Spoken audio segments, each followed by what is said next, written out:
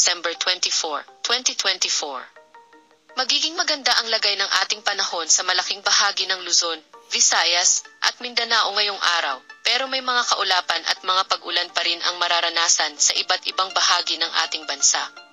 Sa lugar ng Metro Manila, Cagayan Valley, Cordillera Administrative Region, Aurora, Bulacan, at Nueva Ecija ay makakaranas ng maulap na panahon na may mga pag-ulan dulot ng northeast monsoon o hanging amihan. Sa lugar naman ng the rest of Luzon ay makakaranas ng bahagyang maulap hanggang sa maulap na panahon na may pulo-pulong mahihinang pag-ulan dulot ng northeast monsoon o hanging amihan. Sa lugar naman ng Eastern Visayas, Bicol Region, Calabarzon, at Mimaropa ay makakaranas ng maulap na panahon na may kalat-kalat at pulo-pulong pag-ulan, pagkidlat at pagkulog dulot ng shoreline at localized thunderstorms. Sa iba't ibang bahagi naman ng Luzon, Visayas, at Mindanao ay makakaranas ng magandang panahon mula umaga hanggang tanghali. Pero posible na rin makaranas ng maulap hanggang sa maulap na panahon na may mga pulo-pulong pag-ulan, pagkidlat at pagkulog pagsapit ng hapon at gabi dulot ng mga localized thunderstorms. Mag-ingat sa mga posibilidad ng mga pagbaha at pagguho ng lupa sa mga nasabing lugar at tayo ay magdala ng mga pananggalang sa ulan kapag tayo ay lalabas ng ating mga kabahayan.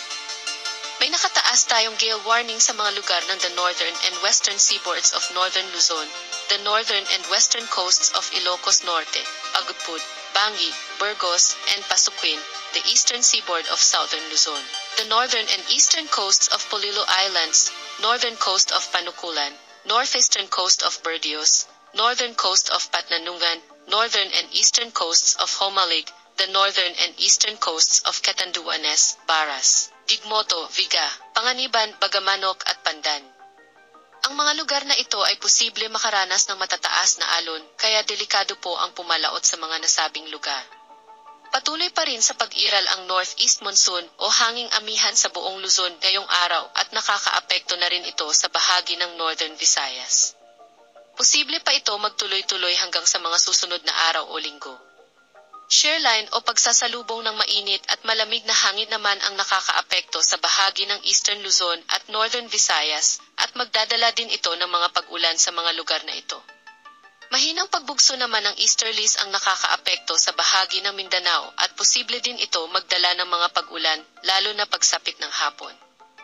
Huling namataan ang Bagyong Romina sa layong 250 kilometers ng west-northwest of Kalayaan, Palawan, Pag-asa Island at may taglay itong lakas na hangin na aabot sa 65 kilometers kada oras. At may pagbugso na aabot sa 80 kilometers kada oras. Kumikilos ang Bagyong Romina pa northwestward sa bilis na 10 kilometers kada oras.